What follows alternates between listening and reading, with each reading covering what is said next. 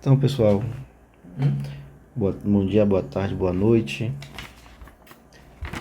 Eu não sei o horário que vocês vão assistir. Bem, eu vou relembrar aqui algumas coisas, né? Como a gente sempre faz. Então, como lembrete,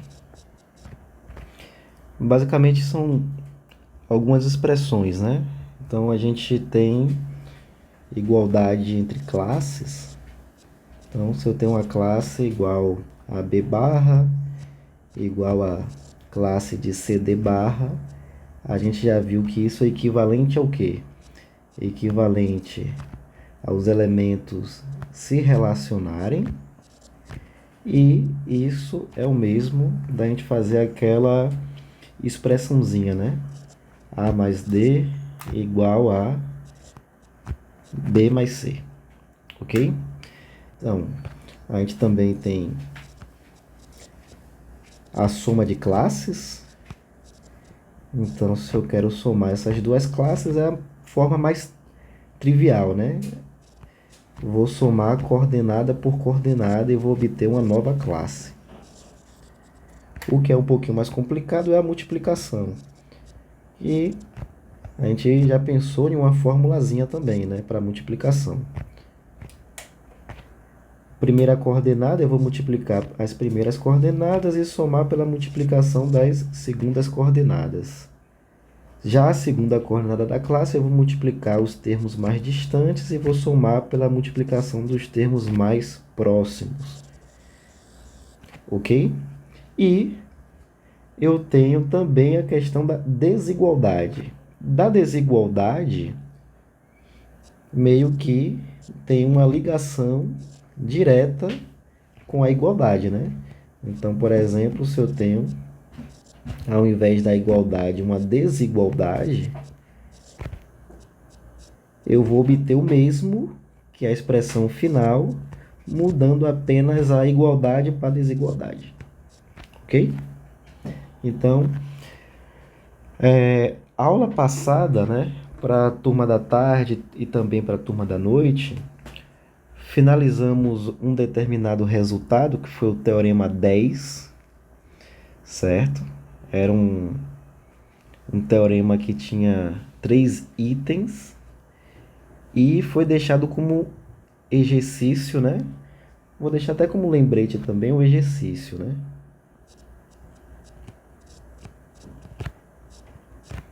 Bem, o exercício era que para alfa, beta e gama inteiros, com alfa menor ou igual a beta e gama menor que a classe do 00, então iríamos obter que alfa gama é maior ou igual que beta gama, né? Em sala de aula foi feito o caso em que o gama era maior ou igual à classe do 00, né? E aí a gente observou que quando isso acontecia, a desigualdade, né? Ou seja, vou colocar aqui, quando o gama era maior ou igual que a classe do 00, o que aconteceria era que disso, se multiplicarmos por gama em ambos os lados, o sentido da desigualdade não mudava, né? Esse resultado, esse teorema, o fato do gama ser menor que a classe do 00 faz com que a desigualdade ela mude de orientação, ok? Então, eu vou deixar aqui, claro que a aula de hoje, por ser em vídeo, a gente não vai fazer muita coisa, tá? O objetivo não é sobrecarregar vocês de conteúdo para não ficar algo também maçante, tá ok? Então, o que eu queria trazer para vocês, uma das coisas que eu queria trazer era a lei da tricotomia, certo? Então, eu vou escrever um textozinho aqui. Vamos provar que essa relação de ordem, ela satisfaz a lei da tricotomia. E se satisfaz a lei da tricotomia, a gente tem que os números inteiros vai ser um conjunto totalmente ordenado, né? E isso significa que a relação de ordem é uma relação de ordem total, ok? Então, exatamente como a gente viu nos naturais. Então, o próximo resultado vai mostrar que os números inteiros é um conjunto totalmente ordenado, ok? O que isso significa? Significa que a relação de ordem que estamos usando, certo? De menor a igual, vai ser uma relação de ordem total em Z, certo? Ou seja, isto é, satisfaz a lei da tricotomia, como veremos a seguir, ok? Então, lei da tricotomia é o teorema 11 e diz que, deixa eu colocar aqui, tricotomia dos inteiros. Diz o seguinte: se temos 3 números inteiros, uma e apenas uma das seguintes situações ocorre. Lembrando que isso aqui também ficou como exercício, né? Mas eu prometi que iria fazer.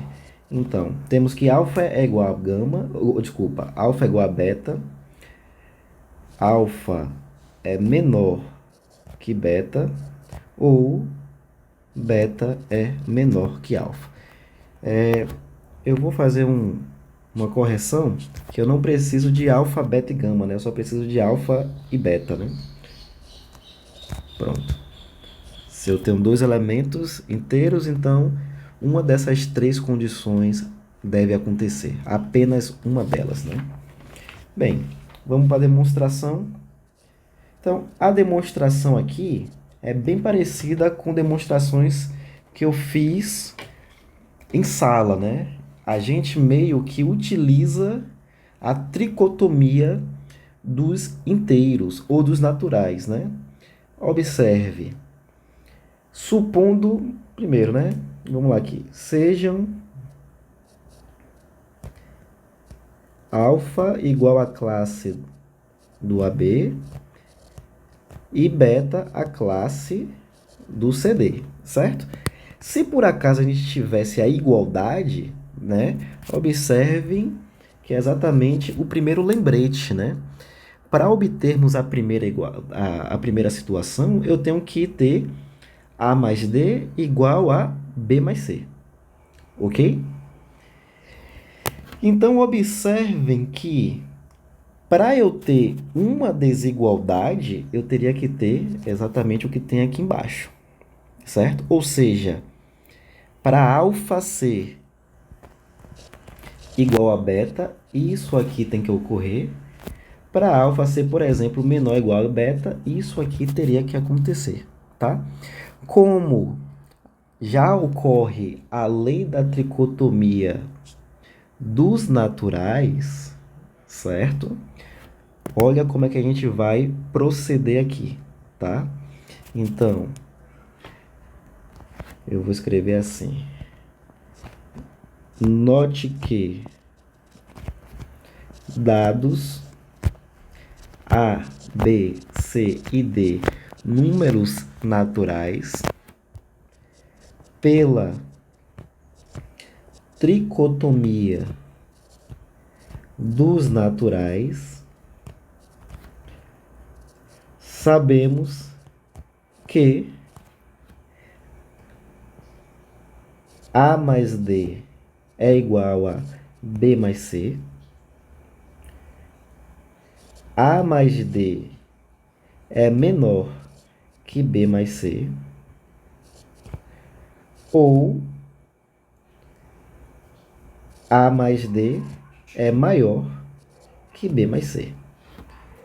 Imagino que todos concordem com isso, né? Já que A mais D é um número natural e B mais C é um número natural. Isso aqui é exatamente a lei da tricotomia nos números naturais, certo? Então, se isso ocorre, eu vou garantir o quê? Bem, se o primeiro ocorre, é exatamente dizer que alfa é igual a beta, certo? Isso aqui, pessoal, ó,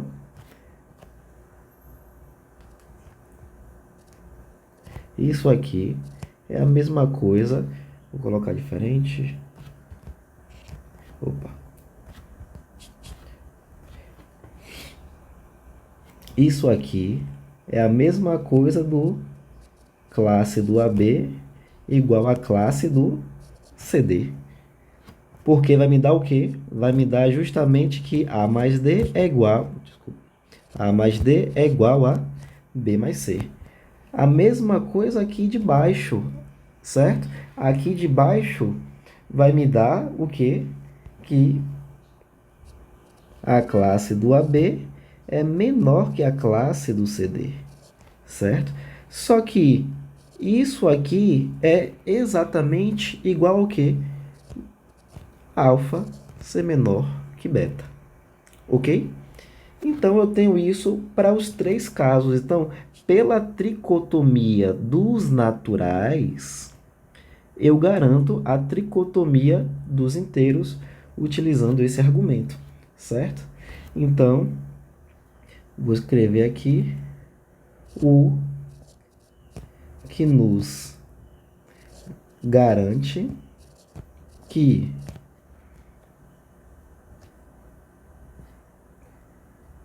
classe do AB é igual à classe do CD, que é o mesmo de alfa ser igual a beta, ou classe do AB ser menor que a classe do CD, que nos garante que alfa é menor que beta, ou AB menor que a classe do CD, que vai nos garantir que alfa é maior que beta. Isso respectivamente, tá ok?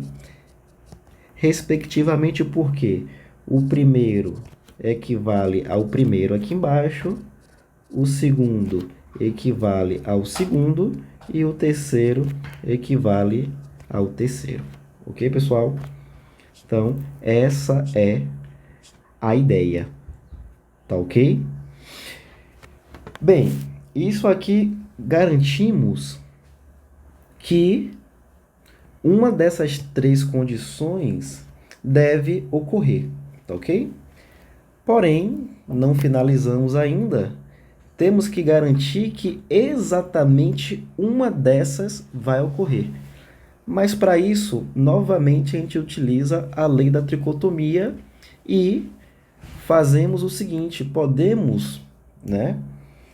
Na verdade, a gente garante que uma dessas ocorre e a gente tem que garantir que é exatamente uma dessas que vai ocorrer, ou seja, não pode ocorrer duas ao mesmo tempo, tá? Mas aí como é que a gente faz para que garantimos que duas dessas não ocorrem ao mesmo tempo? É a mesma ideia que a gente fez nos naturais. Vamos supor que duas delas ocorrem ao mesmo tempo, tá? Então, agora, vou botar aqui, o que obtemos que um dos casos ocorre. Agora, vou colocar aqui embaixo.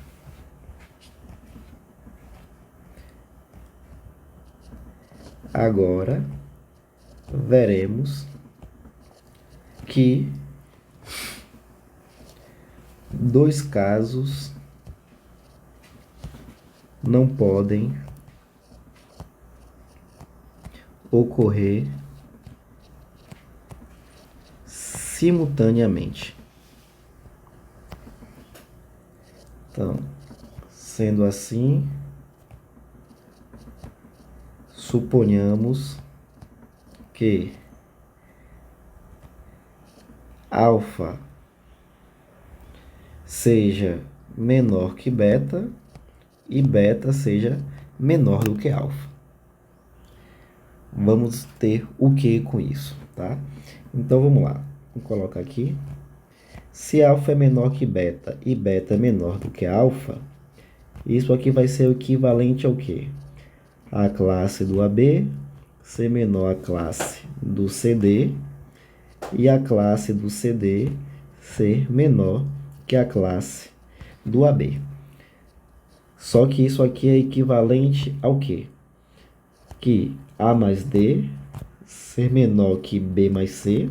E aqui embaixo, vou somar os mais distantes. Então, C mais B menor que quem? D mais A soma dos mais próximos. Mas observe que isso aqui é exatamente igual a isso aqui. E isso aqui é exatamente igual a isso aqui. Ou seja, eu estou falando basicamente o quê? Eu estou me falando que um A menor que B e B é menor que A ao mesmo tempo. Isso aí é um absurdo, certo?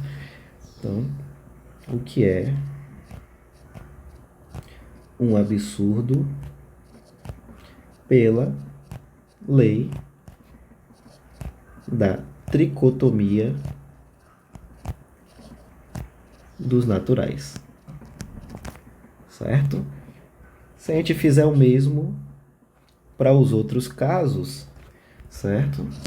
Ou seja, da mesma forma, suponhamos alfa menor que beta ou beta menor do que alfa e alfa igual a beta simultaneamente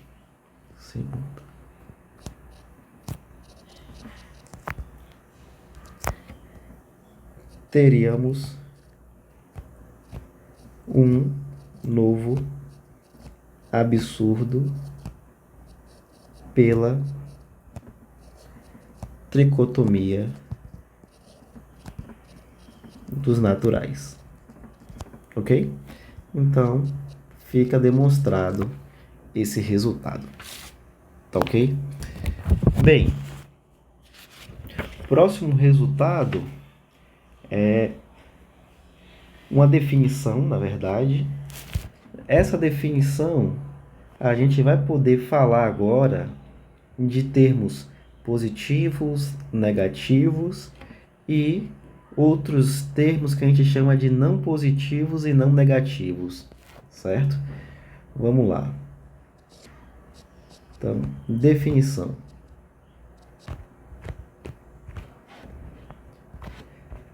Então, vamos pegar uma classe, certo? Pegar a classe do AB, número inteiro, e vamos dizer o seguinte. Vamos chamar AB de positivo ou não negativo,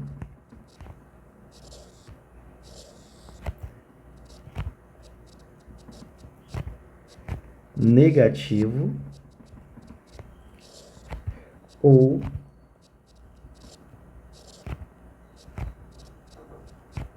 não positivo.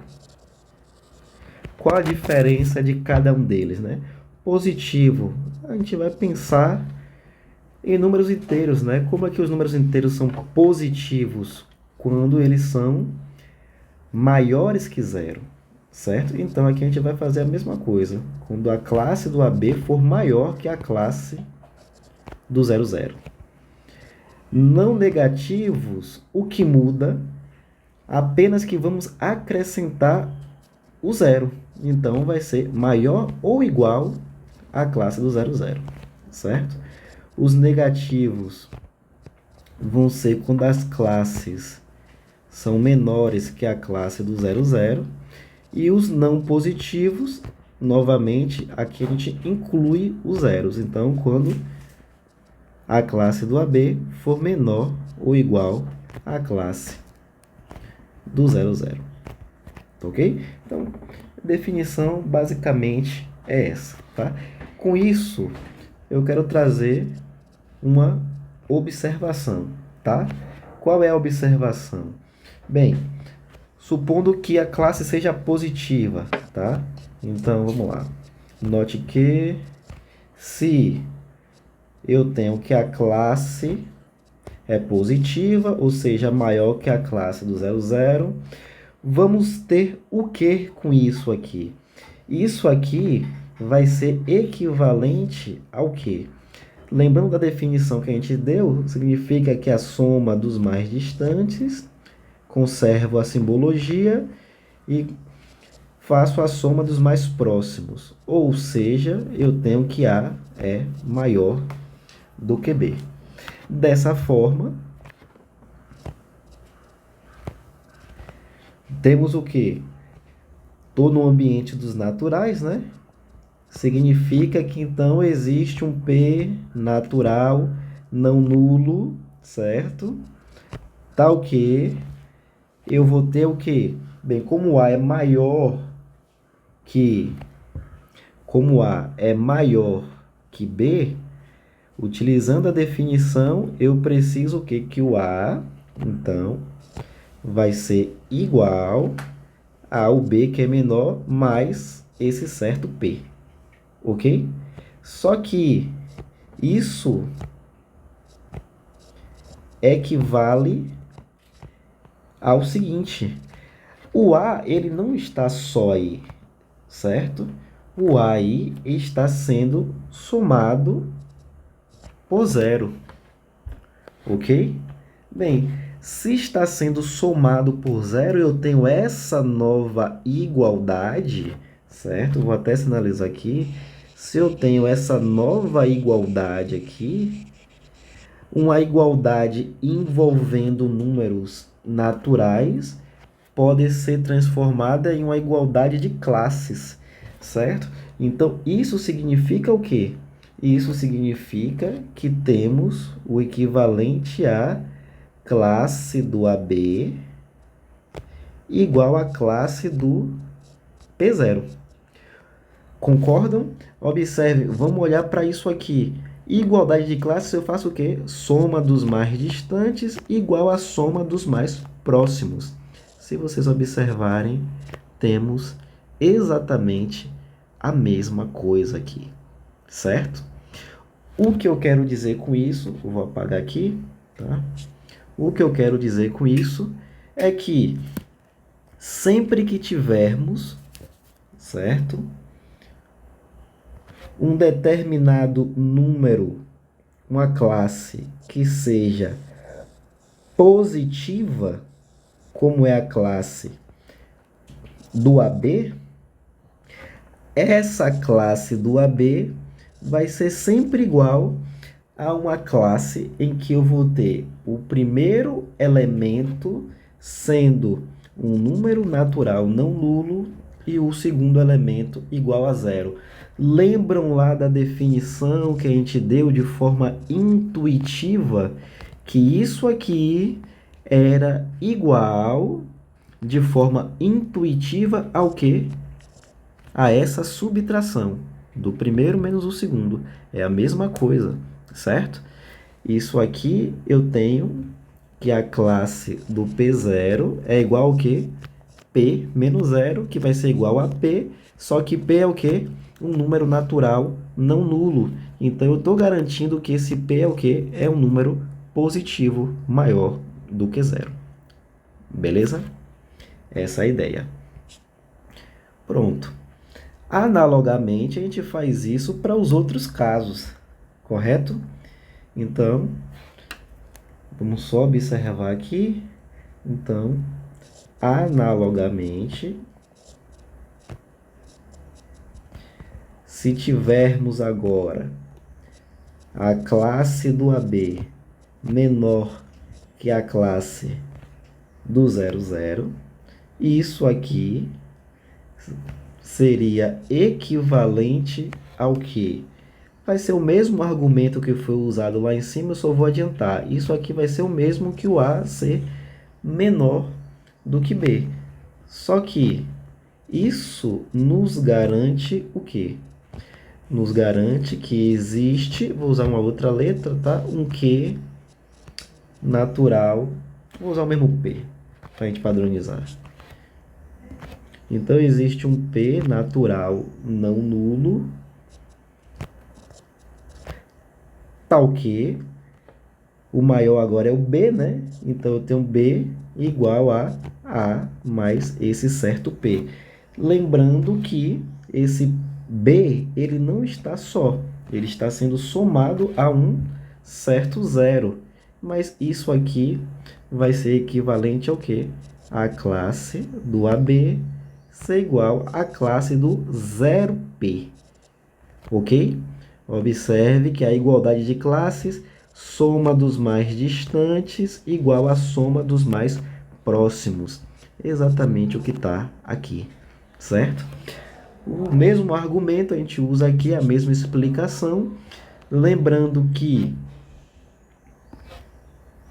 de forma intuitiva, isso aqui é igual a A menos B, e eu estou falando que esse número aqui seria um número negativo, certo? O fato da gente estar garantindo que isso aqui é igual à classe do 0P, intuitivamente a classe do 0P é igual ao quê? 0 menos P, que vai ser menos P.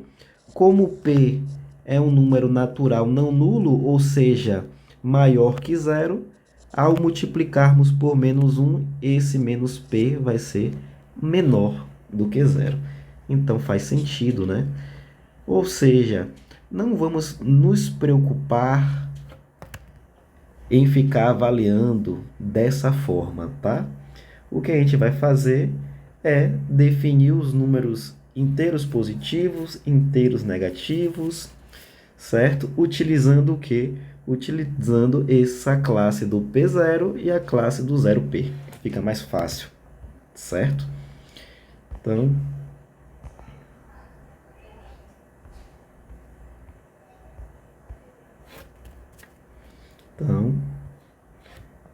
voltando aqui, temos que, dessa forma, vamos ter que os números inteiros, eles vão ser o conjunto formado pelas classes nesse formato 0P, em que P é um número natural não nulo, ou seja, os números negativos, os inteiros negativos, união a classe do 00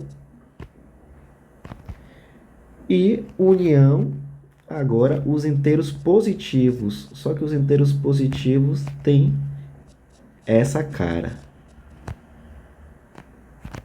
Ok? E essa união, podemos dizer que ela é uma união disjunta, né? Lembrando que é uma união disjunta, aulas de conjuntos e funções, né? Uma união disjunta é aquela união em que, ao fazermos as interseções aí desses três conjuntos, a interseção vai ser igual ao vazio, ok? Assim, podemos dar uma nova definição, né? Z menos estrela, que seriam os inteiros, formado pelos inteiros, Na verdade, seriam os inteiros negativos, excluindo a classe do 00, certo? Ou seja, aqueles inteiros não positivos, ok? Então, os inteiros não positivos, já que eu estou excluindo o 00, ele tem essa cara com P pertencente aos naturais não nulos. Desculpa, não, isso aqui seriam os negativos, né? Temos os positivos. Então, os positivos têm essa cara aqui com o P sendo natural não nulo, certo? Temos agora os não positivos. Então, tem o 0P, né? São os negativos agora incluindo também a classe do 00. Ok? Se eu estou incluindo a classe do 00, eu poderia escrever também dessa forma, né? Classe do 0P, em que P é um número que? Opa, natural. Ok? E temos os não negativos, certo? Que são os positivos, acrescentando a classe do 00, em que eu posso escrever dessa forma. São a classe do P0, onde o P é um número natural, incluindo o 0, certo? E o próximo resultado, certo, vai nos garantir que a ideia é sairmos desse ambiente envolvendo classes e já começar a trabalhar com os inteiros da forma que a gente sempre conhece, né? Trabalhando como números, né? Como um símbolo só, certo? Bem, para isso, vamos ter que ter o recurso de uma determinada função que tem determinadas propriedades, certo? Então, o próximo resultado, ele vai nos dizer que, por exemplo, o z+, ele está em bijeção com os números naturais. E isso vai nos mostrar que o z+, é uma cópia algébrica dos naturais em Z, certo? O que isso significa? Vamos lá. Vamos escrever primeiro o resultado, tá ok? Então, é o teorema 13.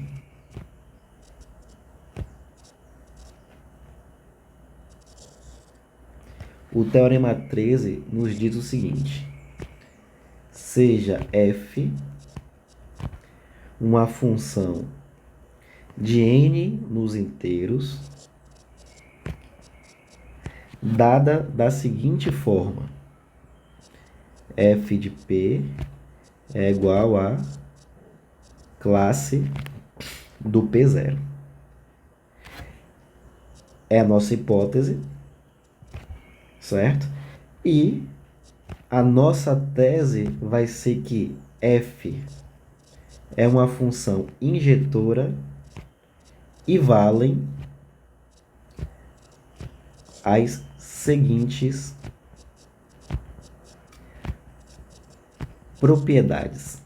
Observe que o fato de f ser uma função injetora já é uma das teses, tá?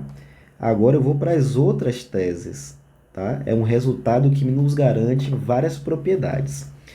Então, eu tenho que f de p mais q é igual a f de p mais f de q. 2, f de pq é igual a f de p vezes f de q. E propriedade 3, Se por acaso eu tenho que P é menor ou igual a Q, então temos que F de P é menor ou igual a F de Q, certo? Prova vai ficar como exercício, certo? Vou dar dicas, tá? Então, dicas. Primeira coisa que vocês têm que mostrar é que F é injetora, certo? Só que, qual é a definição de uma função injetora, tá? Então, para isso, foi questão de prova, né? Então, F, eu vou usar aqui, de maneira genérica, uma função de A até B, certo? Então, F é injetora, ok? Se dados x1 e x2 elementos do domínio com x1 diferente de x2, então f de x1 é diferente de f de x2. Ou, se f de x1 é igual a f de x2, então se prova que x1 é igual a x2. A minha dica é usar essa definição, certo? Lembrando que, para o nosso caso, eu não tenho uma função de A até B. Olha lá em cima, ó, no início da tela, lá em cima.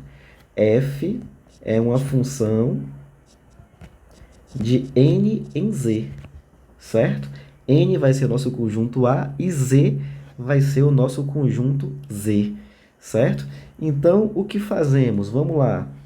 Vocês vão pegar A e B, números naturais, certo? Com f de A igual a f de B, certo? E vai chegar, né, até o fato que A é igual a B, tá ok? Vamos lá, mas quem é f de A? Opa, aqui em cima eu tenho que f de P é igual ao quê? A classe do P0. Então, aqui embaixo, f de A vai ser o quê? A classe do A0, como f de B vai ser a classe do B0. Pronto, aqui eu já falei demais, né? Agora caminhe até chegar aqui, certo? Os itens 1, 2 e 3 são parecidos, tá? Item 1, por exemplo, item 1, mais dica, tá? F de P mais Q vai ser o quê? Quem é f de P mais Q? Como f de P é classe do P0, f de P mais Q é P mais Q 0. É essa classe. Então, vocês continuam aqui até desenvolver e chegar em f de P mais f de Q. E assim por diante para os outros dois itens, certo? Eu vou colocar aqui mais algumas observações, certo? E eu vou encerrar para encerrar essa aula aqui, tá? Para não ficar muita informação para vocês. Então, aqui foram as dicas para esse resultado. E vou fazer agora algumas observações, certo? Bem, vou colocar aqui a observação 1. Bem, primeira observação é que o conjunto f de n, se vocês observarem, né? Bem, a cara que temos da função, certo? Observe os elementos que estão aparecendo no conjunto imagem, certo? Os elementos do conjunto imagem são elementos do tipo a classe do P0, em que esse P ele vai ser um número natural, certo? Ou seja, está incluindo o zero.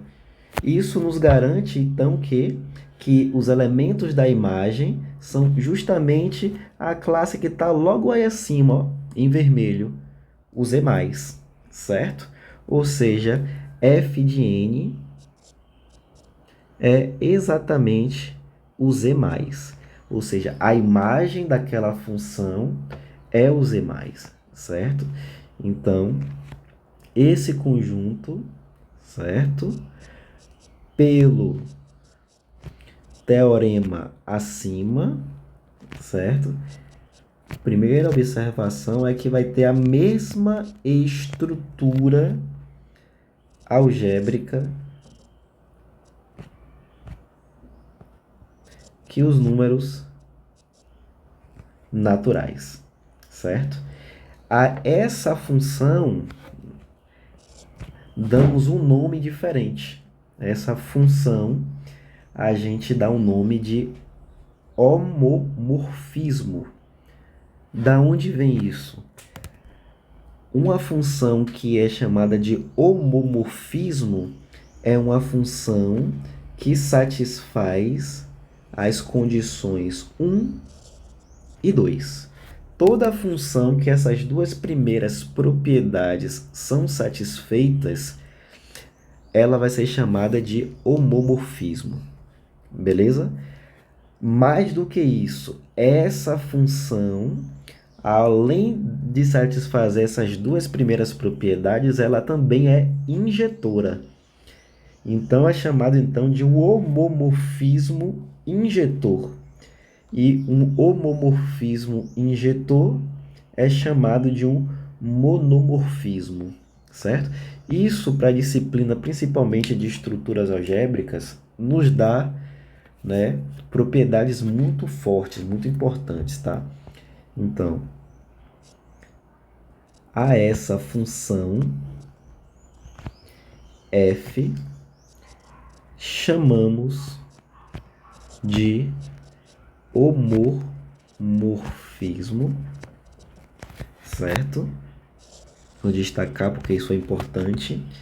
E por f ser uma função injetora, então f é chamada de monomorfismo, que nada mais é que um homomorfismo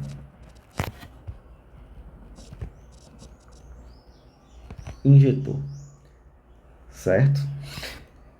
Vamos lá. Propriedade 2, certo?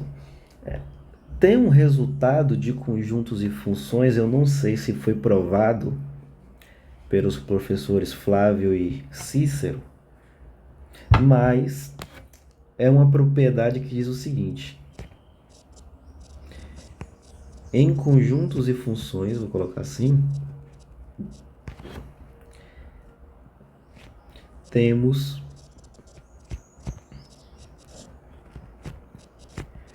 o seguinte resultado.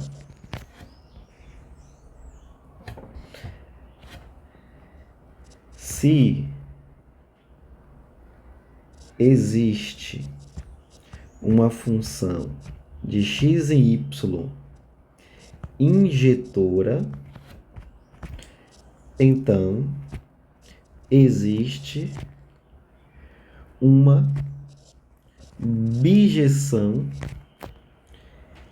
entre o domínio e um determinado subconjunto, que eu vou chamar de y' do contradomínio,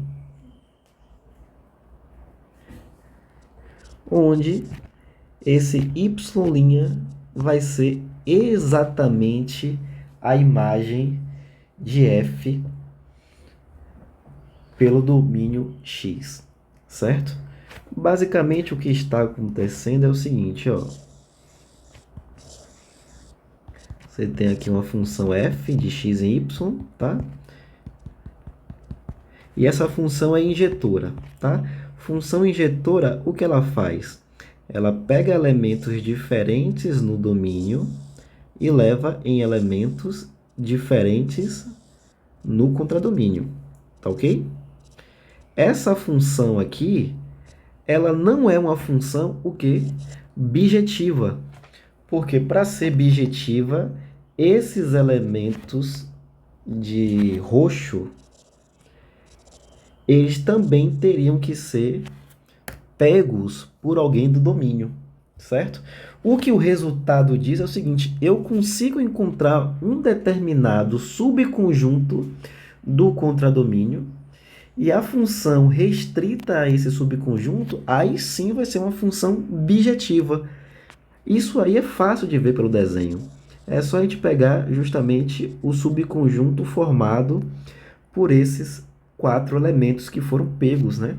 Mas isso aqui é justamente quem? É a imagem da minha função f. Ou seja, é esse conjunto aqui, certo? Então, eu tenho que a função f de x, na sua imagem, é uma função bijetiva, certo? É isso que esse resultado nos diz, beleza? Então, fica até como exercício vocês tentarem provar isso, tá? Caso os professores de conjuntos e funções não tenham ainda demonstrado esse resultado ou, né, mencionado. É um bom exercício, certo? Bem, dessa informação, tá?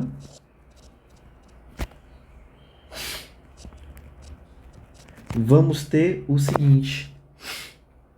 Temos que f de n na sua imagem, sendo que a gente já viu que a sua imagem é o z+, isso aqui vai ser uma função bijetiva, ok?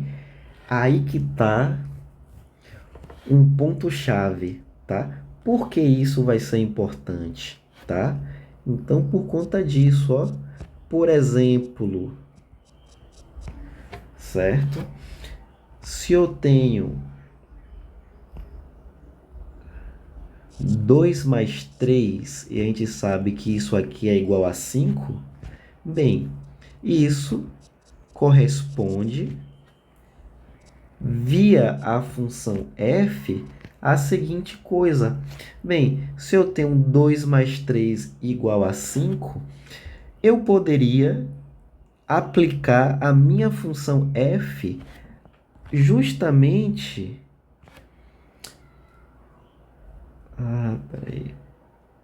Eu poderia aplicar a minha função f justamente aqui. Então, se eu aplico a minha função f aqui, eu vou ter o quê? Eu vou ter f de 2 mais 3 igual a f de 5, certo?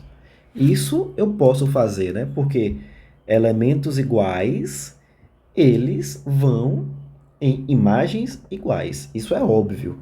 Só que o que a propriedade da minha função f me diz, ó, propriedade 1, f de p mais q é igual a quê? F de p mais f de q. Aqui é justamente a mesma coisa, ó, só que ao invés de p e q, eu tenho 2 e 3. Então, isso é equivalente ao quê? F de 2 mais 3 é a mesma coisa de f de 2 mais f de 3. E isso aqui vai ser igual a quê? F de 5, certo? Só que f de 2 é exatamente igual a quê? A classe do 2, 0. E f de 3, a classe do 3, 0. E isso vai ser igual ao quê? Igual à classe do 5, 0, que é justamente o f de 5, certo? O que eu quero trazer para vocês, pessoal, que essa função f com aquelas propriedades me dá justamente essa situação. O fato dela ser injetiva, dela satisfazer aquelas propriedades, a transformando em um monomorfismo, e tendo esse resultado de conjuntos e funções, observem que eu saio da ideia de classes e posso trabalhar com números.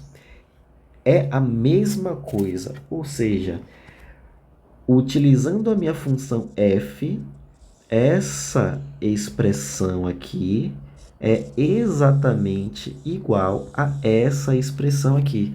Então, a minha f, que está por trás disso, mas de forma escondida, né, mascarada, eu saio das classes e vou trabalhar com números, ou vice-versa, porque essa função f é uma função que bijetiva. Então, se ela é bijetiva, ela tem inversa, beleza?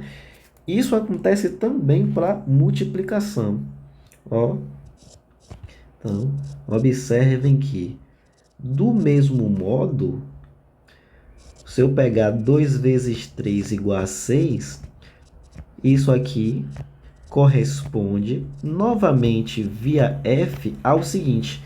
Pô, vou aplicar minha função f novamente aqui.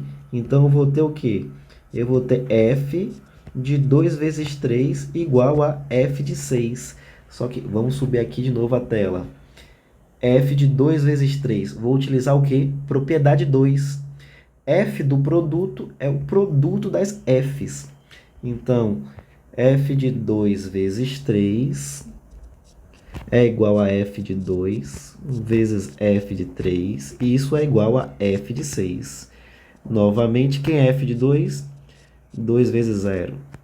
A classe. F de 3, a classe de 3 zeros. E quem é f de 6? A classe do 6 zero. Certo? Por fim, utilizando a relação, a gente tem também uma propriedade parecida, porque a relação nos diz o quê? Se P é menor ou igual que Q, então F de P é menor ou igual que F de Q. Então, aqui a gente tem que a relação 2 menor ou igual que 3, ela vai se preservar, ok? Ou seja, se preserva via f, pois se f de 2 é menor ou igual a, ou se 2 é menor, vou colocar aqui, se p é menor ou igual que q, então eu tenho o quê? Que f de p é menor ou igual que f de q. Então, se 2 é menor ou igual que 3, eu tenho via f o quê? Que f de 2 é menor ou igual que f de 3. Ou seja, a classe do 2 zero é menor ou igual que a classe do 3 zero, certo? Então, isso aqui nos confirma a ideia de que os números inteiros é uma extensão da ordem nos naturais, ok? Vamos lá, mais uma observação, são 4, tá? Para a gente finalizar. Então, essa função f, ela tem um nome, tá? Específico, certo? Ela é chamada de imersão, tá? Então, a função f considerada, ela vai ser chamada de imersão de n nos inteiros, certo? E isso vai nos mostrar que os números inteiros vão ser também um conjunto infinito, dado que f é injetora. Lembrem da definição de conjuntos infinitos que a gente trouxe quando trabalhou com os naturais, né? Bem, os conjuntos infinitos, como é que são construídos? Ó, se eu tenho um número natural e uma função, um conjunto x. Se essa função for injetora, significa que x vai ser um conjunto infinito. Por quê? Função injetora leva elemento diferente em elemento diferente. Os naturais a gente já sabe que é um conjunto infinito. Se eu vou levar elementos diferentes dos naturais em elementos diferentes de um outro conjunto, esse conjunto tem que ser infinito também, certo? Então, como eu já tenho que a minha função f sai dos naturais e chega nos inteiros, e a função é injetiva, significa que os inteiros são, então, um conjunto infinito, certo? Porém, isso não tem muita graça, é meio que óbvio, só que ganhamos ainda mais, certo? Como o conjunto Z+, ele está contido nos inteiros, vamos fazer um determinado abuso de notação, certo? Ao considerar que os naturais estão contidos nos inteiros, né? Porque a minha função f ela consegue abjeção com z+, só que z+ é menor que o z+ é menor que os inteiros, certo? Então a gente pode fazer um abuso e dizer que os naturais, nesse sentido, está contido nos inteiros, certo? E por fim, a última observação.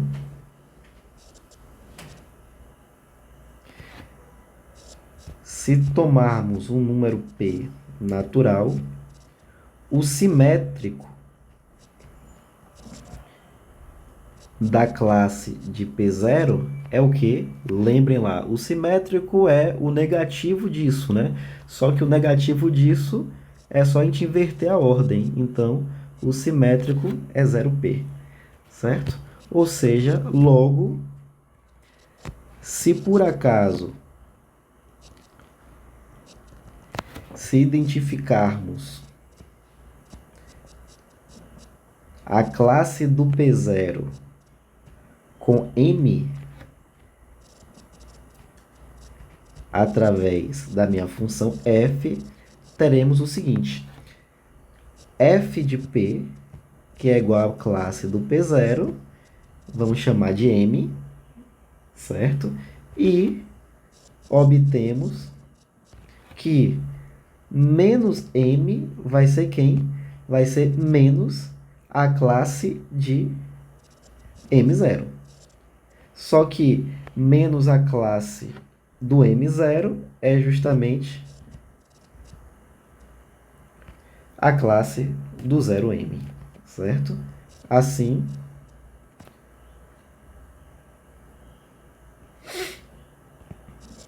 identificando N com Z+, via F, obtemos a seguinte definição. E aí, para finalizarmos, então, vamos ter a seguinte definição. Definimos o conjunto dos números inteiros da seguinte forma. Vai ser o menos P, tal que P é um natural não nulo, união conjunto unitário do zero, união conjunto tem apenas o P, em que P é um número natural, não nulo. Isso aqui é justamente o N estrela, certo? Esses dois é o conjunto dos números naturais, e dessa forma podemos representar os inteiros dessa forma. Menos 2, menos 1, 0, 1, 2. Ou seja, da forma habitual que a gente conhece. Ok? Então, dessa forma, vamos parar aqui, tá? E a partir de agora, a gente vai representar os inteiros dessa forma para os próximos resultados do curso, tá? Mas, a depender, vamos voltar para as classes se for necessário para provar algum resultado mais técnico. Beleza, pessoal? Então é isso. Então até dia 9. Estudem, façam os exercícios, certo? Qualquer dúvida, estou à disposição. Então até mais.